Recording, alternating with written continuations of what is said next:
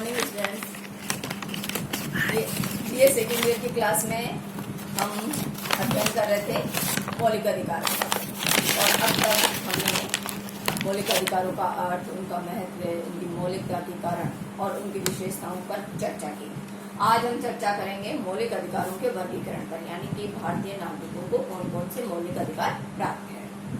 भारतीय नागरिकों को मूल रूप से 7 मौलिक अधिकार प्राप्त थे संविधान के मूल स्वरूप में, किंतु संपत्ति के अधिकार को कालांतर में समाप्त कर दिया गया। अब भारतीय नागरिकों को 6 मौलिक अधिकार है, जिनमें सबसे पहला है समानता का अधिकार।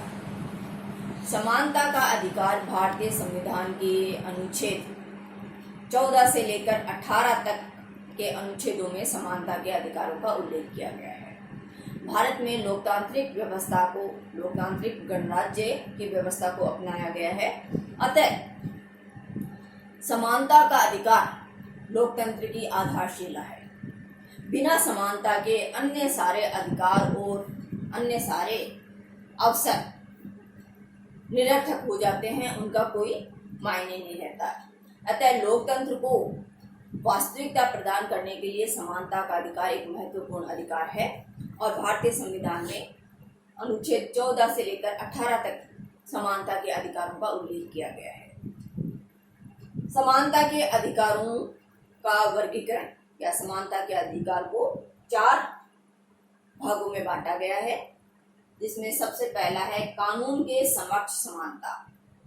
भारतीय संविधान के अनुच्छेद 14 में भारतीय नागरिकों को कानून के समक्ष समानता का अधिकार दिया गया है, यानी भारत का कानून हर एक नागरिक पर समान रूप से लागू होगा, और प्रत्येक नागरिक को कानून का समान संरक्षण प्राप्त होगा।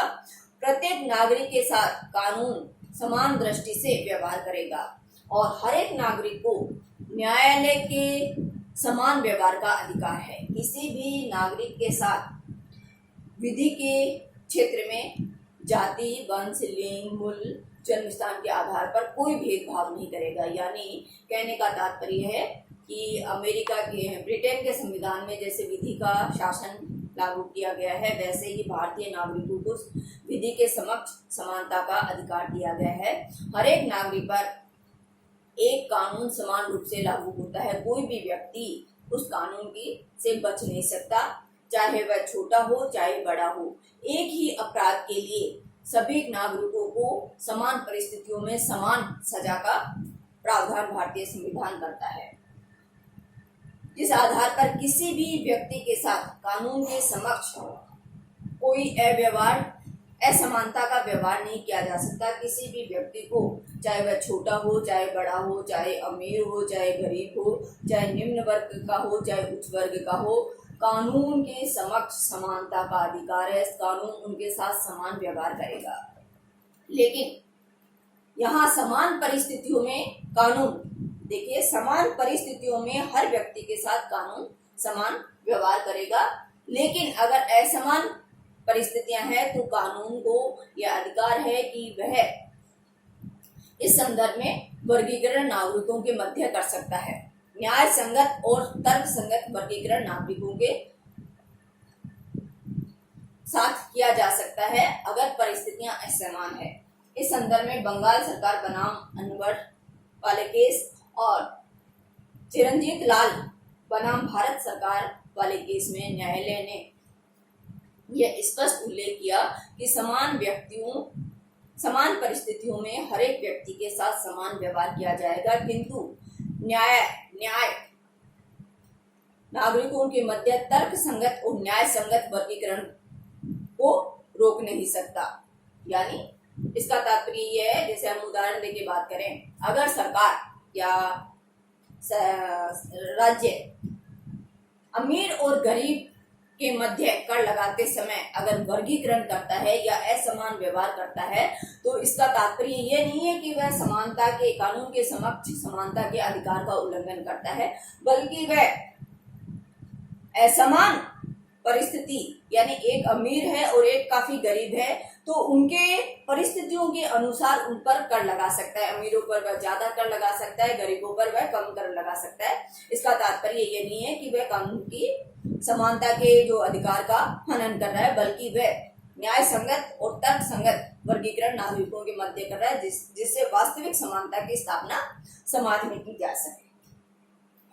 दूसरा, समानता के तहत जो अधिकार नागरिकों को प्राप्त है वह सामाजिक समानता का अधिकार, यानी यह अनुच्छेद 15 के अंतर्गत उल्लेखित है कि राज्य सामाजिक रूप से किसी भी व्यक्ति के साथ जाति, वर्ण, लिंग, मूल, वंश, जन्म स्थान के आधार पर कोई सामाजिक भेदभाव नहीं करेगा और समाज में सभी नागरिकों को समान अधिकार है।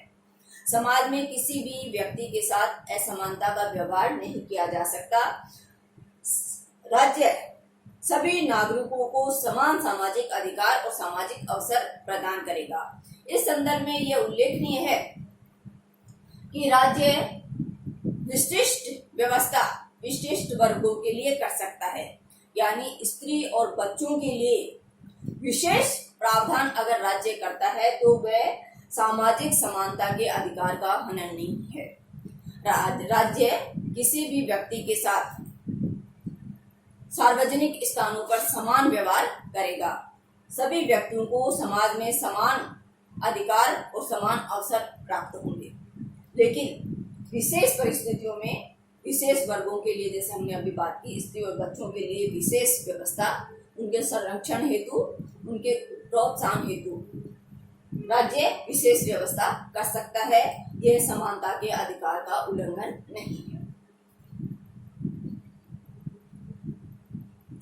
इसी संदर्भ में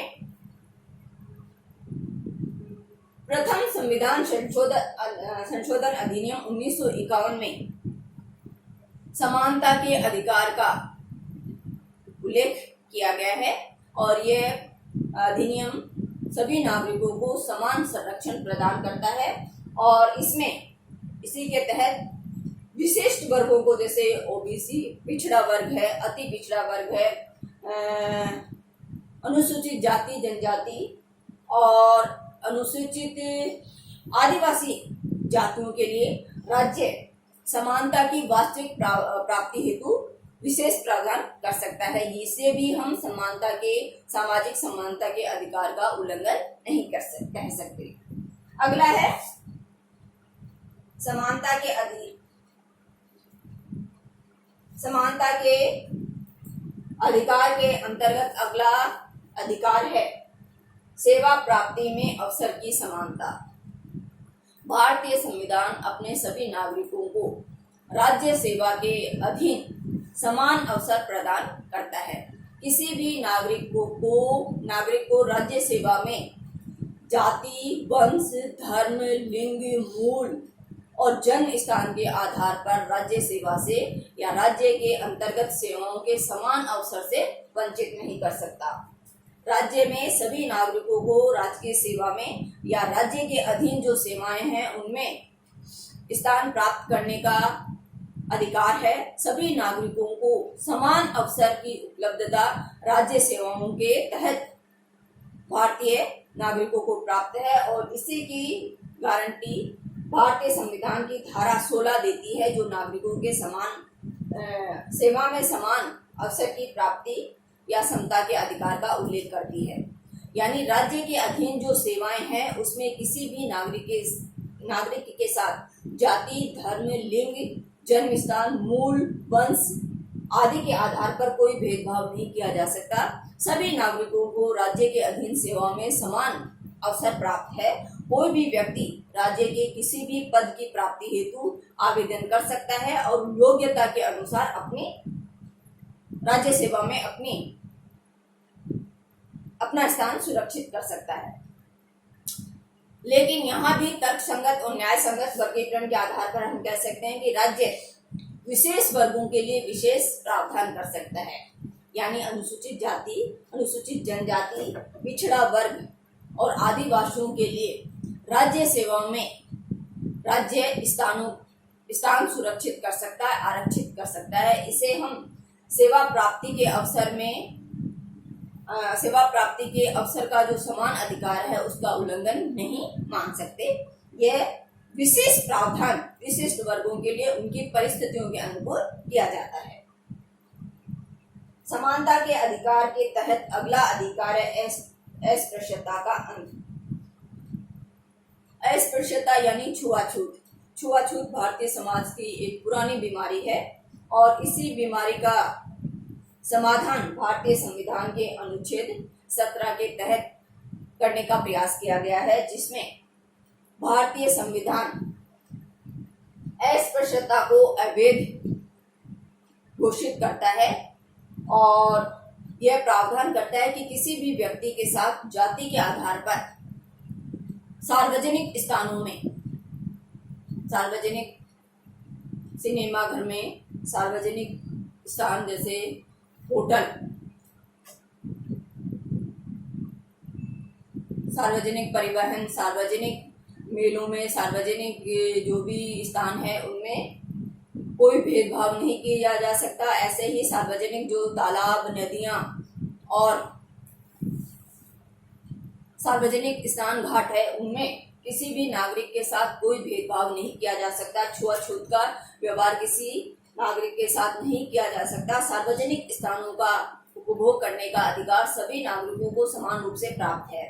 अगर भारतीय संसद ने 1955 में अस्पृश्यता संबंधी अधिनियम बनाया, जिसमें यह प्रावधान किया गया कि अगर कोई व्यक्ति इस अधिनियम का उल्लंघन करता है यानी सार्वजनिक स्थानों पर किसी व्यक्ति के साथ छुआछूत का व्यवहार करता है तो उसे 6 महीने का कारावास यानी 6 महीने की जेल की सजा अथवा 500 रुपए का जुर्माना अथवा दोनों ही यानी 6 साल की सजा और 500 रुपए के जुर्माने की व्यवस्था यह अधिनियम अस्पृश्यता संबंधी अधिनियम 1955 करता है, जिसके तहत किसी भी व्यक्ति के साथ अगर छुआछूत का व्यवहार किया जाता है तो 6 महीने की जेल की सजा और 500 रुपए का जुर्माना अथवा दोनों एक साथ किए जाने का प्रावधान अधिनियम करता है। इस प्रकार किसी भी व्यक्ति के साथ भारतीय समाज में छुआछूत का व्यवहार नहीं किया जा सकता। इसके लिए भारतीय संविधान का अनुच्छेद 17 छुआछूत का को अवैध, गैर कानूनी और दंडनीय अपराध घोषित करता है। अगला अधिकार समानता के तहत है पदवियों का अंत। भारतीय समाज में समानता बनी रहे, इसके लिए भारतीय संविधान में पदवियों का, सरकार के द्वारा दी जाने वाली पदवियों का अंत कर दिया गया है। अब किसी भी व्यक्ति को उसके विशिष्ट वर्ग के आधार पर, जाति के आधार पर, धर्म के आधार पर या उसकी विशिष्ट आर्थिक स्थिति के आधार पर कोई भी पदवी सरकार नहीं दे सकती और ना ही व्यक्ति विदेशों से कोई